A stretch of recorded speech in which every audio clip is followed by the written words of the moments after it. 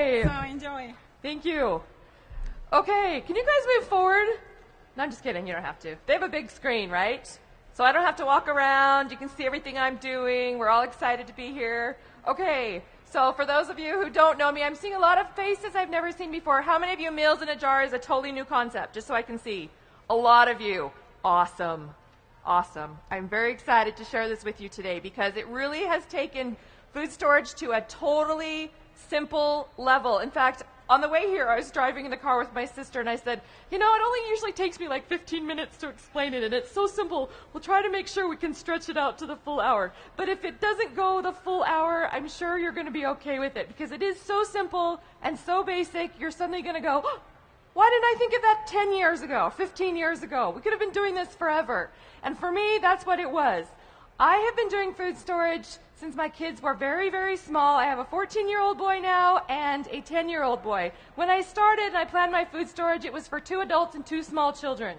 And I wanted to have my basic menu for my food storage. I'm a chef. You plan your food around a menu. Everything at the restaurant, we had to plan for the menu. We had to make sure the inventory was all there so we could make our menu. And then when I was planning my food storage, I got that in my brain. Well, why don't we just do it on a menu? If we do a menu, I know exactly what we're going to have. Now, I have a husband who will eat spaghetti 365 days out of the year. I kid you not. So, of course, the first thing I decided to put on my food storage menu was spaghetti and sauce. And I planned it around a 7-day-a-week menu. So, you know, Sunday, Monday, Tuesday, Wednesday, Thursday, Friday, Saturday. Do we need to sing the song? Like the Sesame Street song? Okay, no, I won't. I won't sing the song. But you get the basic idea. So I would plan on one basic, so Monday night was spaghetti night.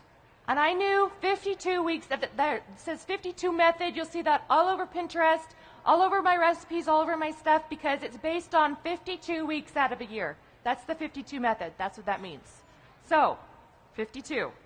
I said 52 jars of spaghetti sauce, 52 pounds of pasta. That was dinner for Monday night. As soon as I got that accumulated and in my food storage, I had dinner for Monday night for a full year. Simple.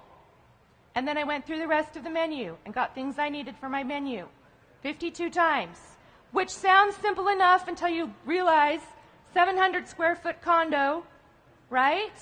Where do you put 52 pounds of pasta and 52 jars of spaghetti sauce times 7 times for all the other ingredients? My husband was a little concerned when he opened his closet and there was stacks of boxes and things. But I realized after about 3 years, okay, I need to rotate the spaghetti sauce because it doesn't have as long of a shelf life as the noodles, which are somewhere else. Where are the noodles? I know where those are. But I couldn't remember for the life of me where I had put my spaghetti sauce. Could be under the bed, could be in the closet. And I'm taking for granted the fact that my kids weren't jumping on the bed, so I probably was smart enough not to put it under the bed. But I realized, had it come down to an extreme emergency, I would have had to rip my whole house apart just to start rotating my food. I didn't want to do that. The other thing was, shelf lives vary on different ingredients, so I was always having to keep track of, okay, now I got to rotate this, now I got to rotate that, now I got to rotate this. So I wanted it all to be a very simple menu. And about that time, I walked into a food storage store, and as I was walking down the aisle, I saw a can of tomato powder. And this is the sound I made. And the store owner was like, is there a mouse? Are you okay? Is everything all right? I was like, you have tomato powder. He's like, yes, we carry that. That has a really good long shelf life. I'm like, can you make spaghetti sauce? Can you make any other sauce with it? He's like, yes. In fact, you should buy some and take it home and try it. So I did. And then I figured out spaghetti night was going to be all in one spot. I'd never have to find the spaghetti again. I would put my hamburger, my spaghetti sauce, everything for the sauce in the jar and the noodles. And by the way, we also very much love mozzarella cheese on our spaghetti or any of our Italian casseroles. So I always have mozzarella cheese in my meal.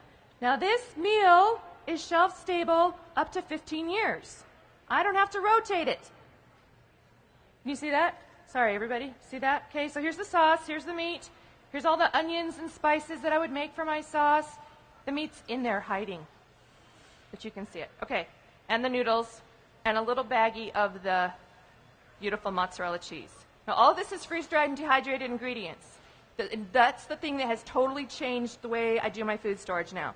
At first, I was like canning all my own meat, which, by the way, I am always going to be safety first. I'm not going to be the one that's going to tell you, oh, yeah, I can can your meat, and it's good for like 15 years. Just leave it on your shelf. Nobody will die. If your claim to fame is nobody has died yet, don't go. Don't go there with me, because I am very safety conscientious, okay? If it's a shelf-stable meal, I want it to be one that I know for sure nobody's going to die and fall over dead. Or if I do save those meals, it's for the people who might come banging on my door and want to steal my food, and then I'll just hand that over, no problem. Take it. It's all yours. Okay. When I started planning my food storage, I wanted to be meals that my family would eat and that they would love. Now, I'm a chef. I was a personal chef at the time. I was also doing all kinds of cooking instructions all over the Valley of Phoenix. And I had meals that I had done that were freezer meals, because I'm a mom, freezer meals that I knew my family would eat and use all the time. So what I did was I took those meals that we loved anyway, that we used every day anyway, and I converted them over to a meal that would work in a jar or a pouch or a mylar bag. And here was what it was. If my kids were not fighting over the meal like it was the best thing they ever put in their mouth, I was not putting it in my food storage. Because if it ever came down to we were having to use it, I didn't want it to be, oh, Mom got out the food storage again. Or if you say the announcement, we're going to start using our food storage, and people start twitching. Like, oh man, here it comes. 3,000 ways to use wheat in our daily life. Okay? I didn't want it to be that. I wanted it to be food that they were used to, but it was still going to be nutritional, still going to be healthy, still going to be good for them, because that is a huge part of life. Now, at the time when I started doing it, I didn't realize we were ever going to have any financial issues. Anything was ever going to happen. Do you ever plan on having an emergency? No. Usually you plan on, maybe Tuesday night I might come home and be a little tired and need to go grab something from the food storage. But if you're not already doing that, maybe that's something you should start thinking about. On a regular basis, I don't make a beautiful chocolate cake and then just put it under my bed. No, I usually hide with it in a closet. No, I'm just kidding. You don't do that with your regular food. Don't do that with your food storage food. Use it. Get your family totally used to eating it, so that when you do need to use it in an emergency situation, it's not weird. I had a 3-year-old, and I'm not lying. I had a 3-year-old that if it was something foreign to him, he would fold his arms, cross his legs, cross his eyes, and he would just sit there. He would just stare at it. I'm like, well, get used to that, because that's what's for breakfast, But it is a scientifically proven fact that kids will rather starve to death than eat something they're not familiar with. And if you're incorporating things into your food storage that they've never had before, into their diet that they've never had before, say very bulky beans or lots of extra fiber, the other thing that you're going to run into in that situation is bowel issues with your kids.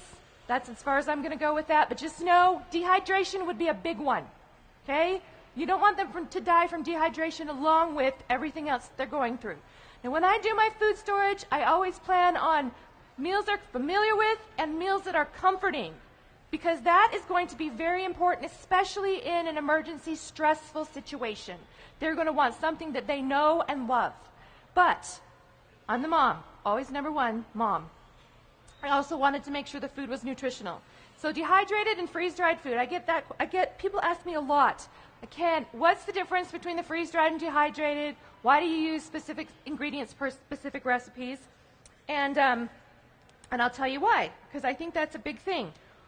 Freeze-dried fruits, vegetables, meat, all are put in what's called a sublimation chamber, where 97% of the moisture is pulled out, but 97% of the nutritional value is retained in that product. It is very remarkable in that way that it is preserving food. It is left with all the enzymes, all the basic structure of the fruit and vegetable. When it's hydrated, when you're hydrating like a freeze-dried pea, if you have one pea and you hydrate it with water, it will absorb exactly its same weight. in water. I mean it's volume in water. So it will get bigger. But when I do it, it's usually 1-to-1. So if I have a family recipe where I'm like, calls for a cup of zucchini, how much zucchini in my freeze-dried recipe do I need to do? It's usually about 3/4 cup of zucchini, and then when I hydrate, I add a cup of water. So that will give it about a cup. So that might give you some kind of a guide. It helps to have some idea, but really it depends on the company who does your freeze-dried and dehydrated food. Everybody slices it different, cuts it different, packages it different. So when I have a recipe here, I'm Honeyville Farms corporate chef. I'm going to recommend Honeyville products because I'm their chef. I have had the opportunity to use every single product in their entire product line. I've been their chef for a year and a half. I've written the labels. I know what works for them. So when I write the recipes, I know it's going to work for you, and I test it 10 or 12 times. Okay, that is exactly 6.5 cups of water. Okay, good. Okay, so don't worry. I've made it simple for you. It's not as hard as it's going to seem. And at first, when I say, okay, then I convert all the family recipes over, and then you're like, ooh, so I have to convert all my family recipes over? No, you don't. You can use mine. I'm going to let you. It's okay. Okay. They're good stuff. We recently released the Honeyville Gourmet Food Storage Handbook. That's the book I wrote for Honeyville. And inside there's 25 food storage meal in a jar recipes, 18 dinners, 7 breakfasts. And when I say dinners, I'm talking like macaroni and cheese, baked ziti, macaroni baked ziti. Call it baked ziti. Ziti is a kind of pasta. You can use any pasta there as long as it's 3 ounces of pasta. So you have the recipe on your handout for baked ziti. It can be baked macaroni, any kind of pasta as long as it's the 3-ounce size amount, which is usually about a cup if it's about that same size as the ziti. So, play with it a little bit. You'll find what works for you. Where am I? Okay, so one thing I have to say that I hear a lot is, do we have to use an oxygen absorber packet? Now, here's one thing. How many of you have ever opened a number 10 can? Come on. All of you, right? You are food storage people. I love it. Love it. Okay. When you find one of these little bad boys in the bottom of your number 10 can, it is not your bonus prize. It is not the Cracker Jack prize. Okay? You don't get to go, oh, I have an oxygen absorber. I'm going to so totally use this in my next meal in a jar. I am so excited. Okay? They're like all of 10 cents, and it's worth every penny to get new ones. There is no, I always say this in all of my classes, there is no resurrection for O2 absorbers. They do not have a soul. They're a one-time use, and they're done. Okay? That's it. They're done. What they do, they are filled with the material that absorbs oxygen. So oxygen can go through, but the material can't go out into your products. And it is kind of a heating process. So you'll get them in a package of, it depends on the size that you get. The 300 cc is what I recommend for most of my stuff because it works for up to a gallon size and a quart size definitely, and the personal size always. So it always, right across the board, all the way up to a gallon for most of the meals. Now, when you put your oxygen absorber into your jars, what I do is I will fill all my jars first. With all, and let's do that now so you can see how hard that is. Woo! Are you ready? It's very hard. The recipes are so hard that even my little 6-year-old niece can do this. So far, no problems. In fact, I was sitting in my kitchen with her the other night, and I was like, okay, here's your can. You just go through and you put your little, do the assembly line thing, and then suddenly, instead of it being stressful, weird, scary, getting prepared for a crazy emergency, it's, we're making dinners, let's go, and it's fun. Make sure you keep it light, you keep it like, we're just getting ready for any time. It's all good. I am a big believer in not stressing my kids out and making them think the world is coming to an end because they already have enough to deal with, So we expect the best and we prepare happily. Happily!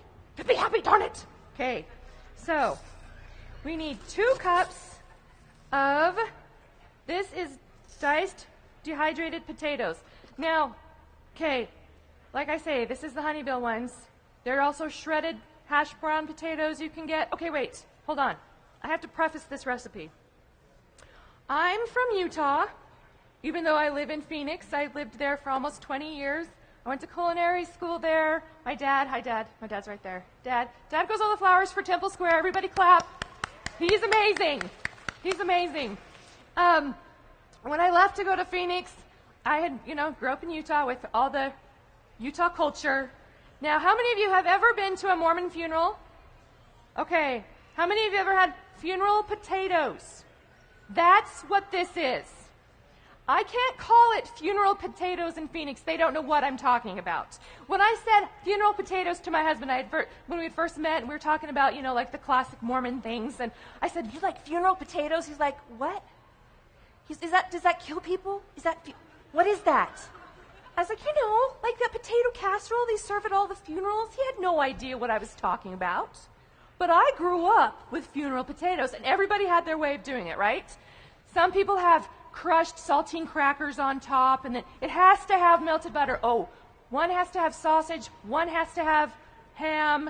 Everybody has their own different way of doing it, right? So this is my family way. You can do your own family way. I didn't put a topping on it because that seems to be the number one discrepancy between everybody's family recipes. Cornflakes or nothing. The universal end, Okay, so I'm just going to say, no topping on mine. You're just going to have to figure that out yourself. But in the meantime, I figured out the casserole for you. Yay! And we used ham, but you can use sausage. Those two are interchangeable on this recipe with the freeze-dried meat.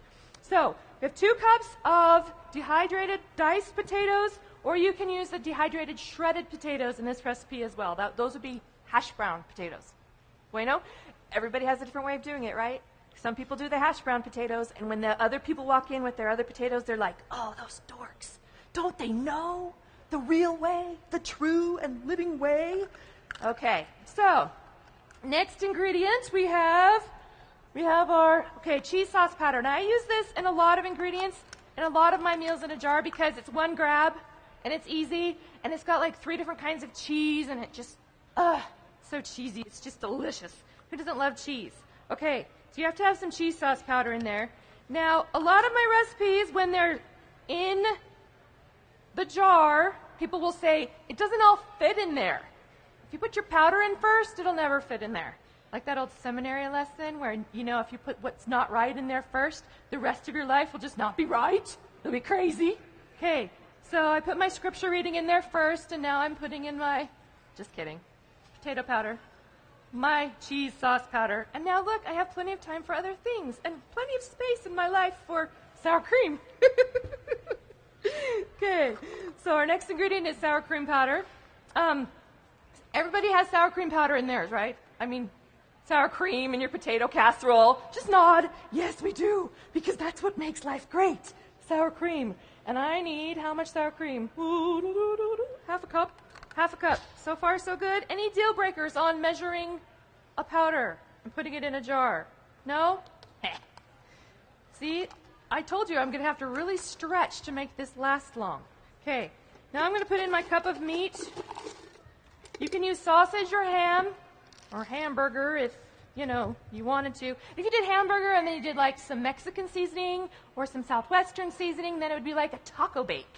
So you can change them. You can change the seasoning, change your whole world. It's all good. Okay, then we need another cup for the onions. How many onions do we need? Somebody yell it out. 1/3 cup, right? 1/3 cup. Okay, do you see how simple that could be? That's it. And then I'm going to do some seasoning. Now your recipe calls for a bay leaf and nutmeg and some fancy stuff, but for me, 9 times out of 9 times, I will use my all-purpose seasoning because this is what I developed when I worked as a restaurant chef. And we used it on everything, and it tastes fantastic, and it doesn't add any chemicals or MSG or any sugar or junk. So I know exactly how they turn out. So they call for specific spices in my recipes because I know if you add those spices what the end flavor will be. People will say, "Can I use my own spices?" Yeah, then it's your recipe because you totally changed it. You didn't put my stuff in there. If it tastes horrible, it's not me. It's all you. No, I'm just kidding. But I know what works together for me. Okay, so then what you're going to do, you're going to shake that all in there. Now imagine, if you will, I actually had a lid. I had brought a lid with me to this event. Okay, I have a lid here, but it's not matchy-matchy, but just pretend. Pretend it's matchy-matchy. Okay. Pretend I just opened a brand new packet of oxygen absorbers and it wasn't this bonus one that I found inside my pan. Okay? Now, once these are all lined up, ready to go, you can have 10, 15, 20, 400, however many you're making. The deal with the O2 absorbers, safety first, safety first, safety first. Make sure once it's opened, if you get the package of them, you use them within between 20 and 60 minutes. That's what is recommended by the sorbent systems who makes these. So that's a safety issue from them. They said that's the viable amount of time that they will start doing their thing. So they will start eating oxygen and, enjoying it. So that is the one thing. Okay, I'm going to say this because everybody asks me, why didn't my jar seal? And what they'll do is they'll put their thing in there and they'll leave one little corner. This is square. This is round. Make sure the square goes inside and you can make sure everything is connected. Ta-da! So it's that simple, okay? No special equipment, nothing else needed. You will leave this and it will seal. Now, if the jar doesn't seal and it sounds like this, if you know they were beautiful, brand new O2 absorbers, it was still a pink dot when you opened the package, and you did it within 20 minutes to an hour, you are fine. Oxygen absorbers are designed to absorb oxygen, not air. So technically there can be air left in your jar, and therefore it will sound like it hasn't sealed, but the oxygen will be out. So if you're concerned, don't be. As long as you knew it was a great absorber, you should be fine. Now, if you want, you can use the jar attachments that go with the vacuum food saver machines. Everybody's seen those, right? We put it on and it looks like an alien probe, and you stick it up there and there's like that vacuum hose that goes out, and then you turn on the machine and it goes, and it always makes me nervous, but it's kind of fun. It's kind of like a grand adventure. Okay, so you can use those as well, one or the other. You don't have to do both. You really don't have to do both. Both might be overkill, just saying. But if you want to be that technical. Okay, so that is how you do them in the jar. Now there is the other method called a mylar bag. Mylar bags, if you've ever seen them, they're these shiny, pretty bags. They look so nice, right? They look like they should be filled with helium and floating over my head. But these are made for food. These are food grade. So the inside is a food grade plastic, and the outside is aluminum, and when it's heated up, the plastic melts and it welds together and makes this really great airtight compartment of happiness where food is kept safe and delicious for a long time. It's good things. You live in Utah. I know you know that. You're all here. You live in Utah. See the earthquake machine behind you? It's here for a reason. Earthquake country. This is earthquake proof. So far, these aren't. I've checked. I've had people say, you could just put socks on the outside of them and put them up on your shelf. I'm like, well, that's nice, because I can just see me walking into my pantry and it looks like my son's closet. Jars sticking out of, yeah. Make sure they're clean socks if you're going to do that, by the way. Okay, so some things to know about mylar bags. Mylar bags come in several different sizes. This is a 2-quart size. It's got a built-in zippy thing. So, and the cool thing with this one is it stands up. So when you're making your meals, you can just stand them all up. Do the same kind of measuring thing. Do I have to measure it again and do it again? You guys saw that, right? You know how to do it. Now you're pros. You're like, oh, that meal thing, I know how to do that. I saw Chef Tess do it. It was so cool.